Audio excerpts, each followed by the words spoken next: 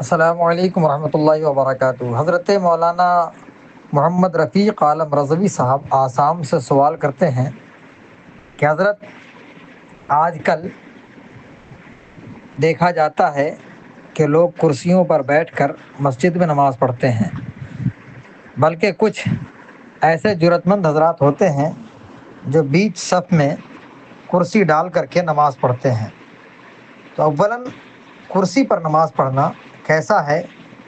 ثانیاً یہ کہ بیچ صف میں کرسی ڈالنا اور ڈال کر کے نماز پڑھنا کیسا؟ اس کی دونوں طرف جو لوگ کھڑے ہوتے ہیں ان کی نمازوں پر کچھ اثر ہوگا یا نہیں؟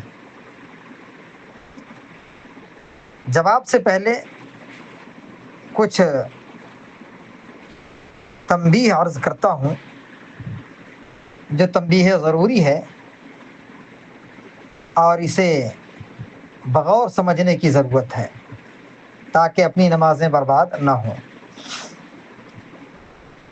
آج کل ذرا سی تکلیف پر لوگ کرسی لے کر بیٹھ جاتے ہیں نماز پڑھنے کے لیے، حالانکہ یہی لوگ گھنٹوں چوراہوں پر کھڑے ہو کر باتیں کرتے ہوتے ہیں، بیٹھ کر باتیں کرتے ہوتے ہیں، کھڑے ہیں پھر بیٹھ جاتے ہیں، بیٹھے ہیں پھر کھڑے ہو جاتے ہیں۔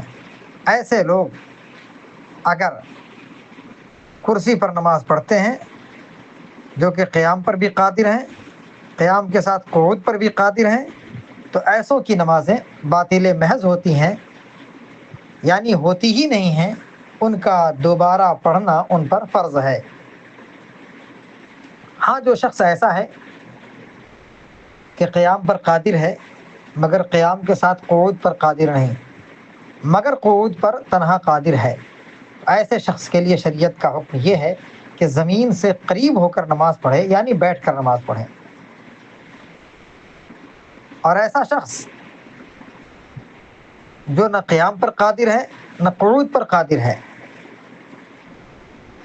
بلکہ وہ کرسی پر ہی بیٹھنے پر قادر ہے، تو ایسا شخص کرسی پر بیٹھ کر نماز بلا حرج پڑھ سکتا ہے۔ مؤخر الذکر دونوں صورتوں میں اگر کرسی پر نماز پڑھی جائے تو نماز ہو جائے گی، لیکن اس سلسلے میں یہ احتیاط ضروری ہے کہ کرسی صف کے کنارے ڈالیں تاکہ لوگوں کو تشویش نہ ہو۔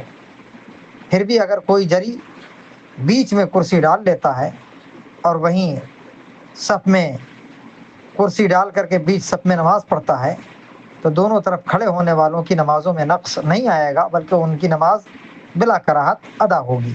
واللہ تعالی اعلم۔